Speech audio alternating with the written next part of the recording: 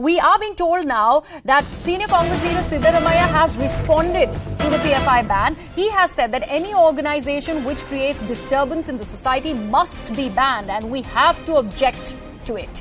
Now, in fact, we don't have an objection to the ban, is what Siddaramaiah has gone on to say. He also, in the same breath, takes on the RSS. He claims that RSS too is disturbing the peace in the society and there must be an action against them as well.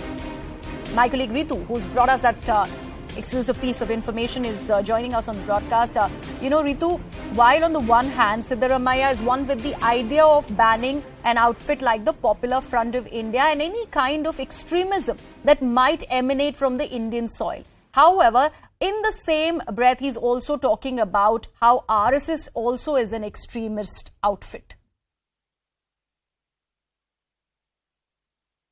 Yes, true. You see, there has been a long-time discussion over the banning of PFI organization in the Karnataka because a couple of incidents that had taken place in the couple of months itself, there was a lot that was being discussed against an organization like PFI because all these cases have been have been suspected of having links with the PFI, SDPI and the other organization. Since then, the state government was been very much strict about it and had also given a word out to the BJP Yuva Morcha members as well, saying that they will look up to their security and ensure that this kind of activities will not take place right after the Praveen Natharu murder case too. So right after that, you'd see that, this whole controversy also taking a political colors, wherein you see former CM Siddaramaiah entering into the controversy and also the other leaders entering into the controversy and saying that why does not this state government, BJP government in specifically, ban PFI at the earliest. Now, yes, there was this discussion previously wherein they were raising questions against the BJP party, questioning when will they ban such organization which create disturbance in the society. Now a step has come in of a ban on a PFI organization. Now you see the Congress leaders are questioning the timing of the ban, saying that why did the state government take this long to mount pressure on the central government, and then a central government coming out with a ban after a long time. So this is something that we are getting to see in the Karnataka between Congress party and the BJP party.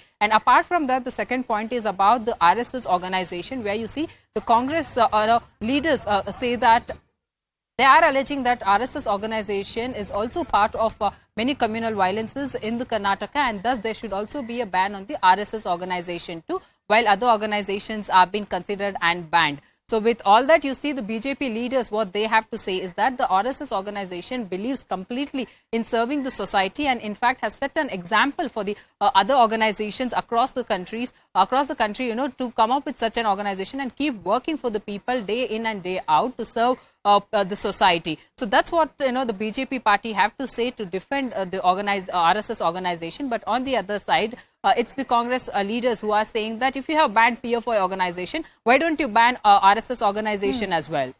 All right. Let me take this across to my colleague Arunima, who is also joining us on broadcast. Arunima, to build that case against the Popular Front of India, one argument was about the Hindutva activist murder. 4 murders that were also cited that happened in the recent past. So, do you think it was a case foolproof enough considering the kind of incriminating evidences that have been nabbed? And of course, these various political voices also claiming a ban on RSS that must be done. I couldn't hear you very clearly. I think there are network issues here. But talking about the evidence, if that's what you wanted to yes, please go ahead. Yes. Popular Front of India has been at the crosshairs of the agencies for almost 10 years now, more in fact. And when I spoke to some former Home Secretaries on whose table that Popular Front of India ban file and those dossiers starting with National Investigation Agency and various state police, those files came to their tables. And when I asked them this morning, why has this taken so much time?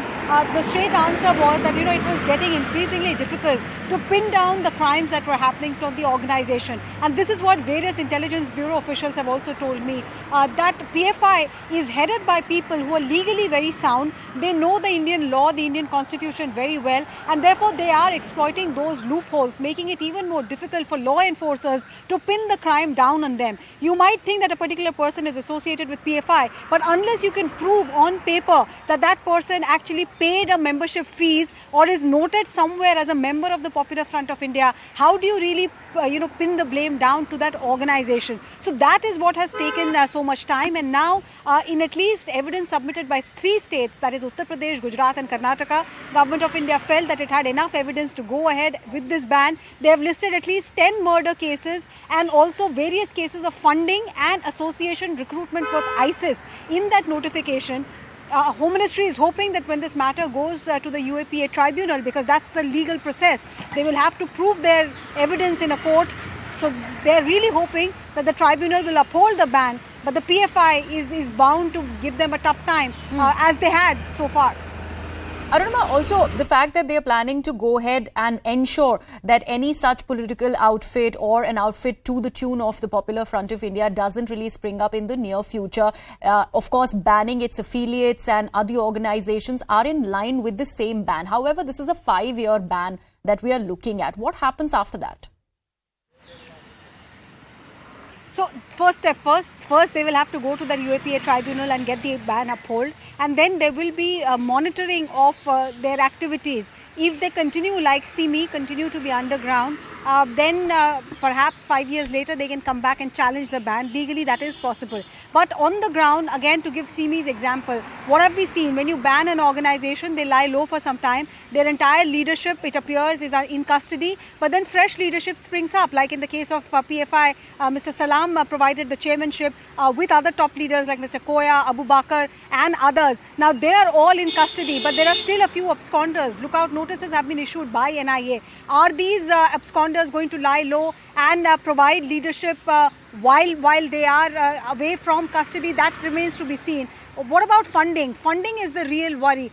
A former DGP of Punjab, Shashikant ji, was speaking to us a short while back and said that, just banning bank accounts, freezing bank accounts and banning donation that is coming in from abroad may not help. You'll have to keep a watch on the dark web as well, because those routes are also used by terror and anti-national organizations to continue their funding route. So as per former police officers, current intelligence bureau experts and officials, this is just step one. There is a long way to go before you can safely say that the country has avoided the terror reign that PFI was allegedly trying to strike. All right, Arunima. So, Arunima, they're explaining for our viewers what this PFI ban for 5 years really mean. Let me break it down for our viewers here. Now, we are looking at membership that has been criminalized. So, PFI, the SDPI and affiliates, of course, the members of that front will be criminalized. Forfeiture of their property. Of course, all the properties that has been associated with the members and leaders of the Popular Front of India stands forfeited. They can't organize protests.